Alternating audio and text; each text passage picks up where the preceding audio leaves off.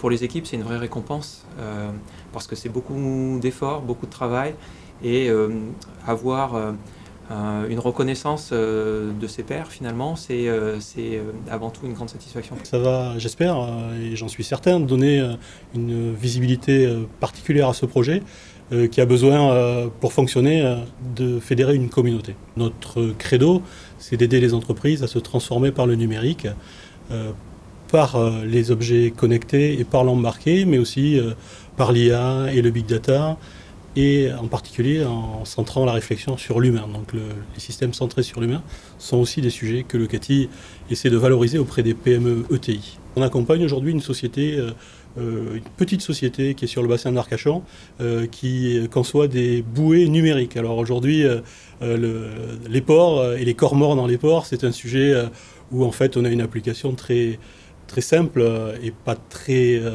optimisée de l'occupation des ports et des bateaux dans les ports.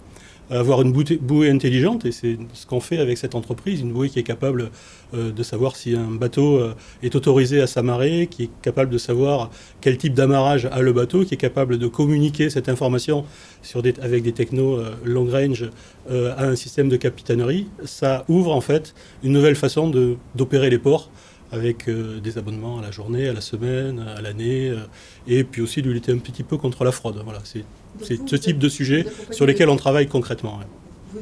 Il y a deux niveaux d'intérêt. Je pense qu'il y a, le premier intérêt, c'est quand même avant tout pour les PME et les entreprises de taille intermédiaire pour résoudre ce problème de barrière à l'entrée. Je trouve que l'exemple de la bouée numérique, la smart bouée, la bouée intelligente, est tout à fait emblématique. Si on fait des bouées, on ne fait pas des cartes électroniques, on ne sait pas faire de la vision, de la reconnaissance de bateaux. Enfin, je veux dire, c'est inabordable.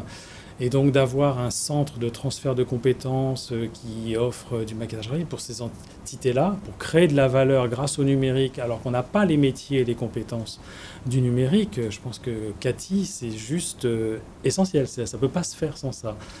Le deuxième intérêt, alors pour les grands groupes du coup, puisque Thales c'est un grand groupe, c'est de créer cette dynamique de partage et de capitalisation de la valeur à travers l'ouverture, qui fait que chacun prend, remet, et ça, donc CATI s'inscrit complètement dans cette dynamique-là, dont les petits, on va dire, profitent, mais dont les grands aussi profitent, parce qu'ils sont dans ce...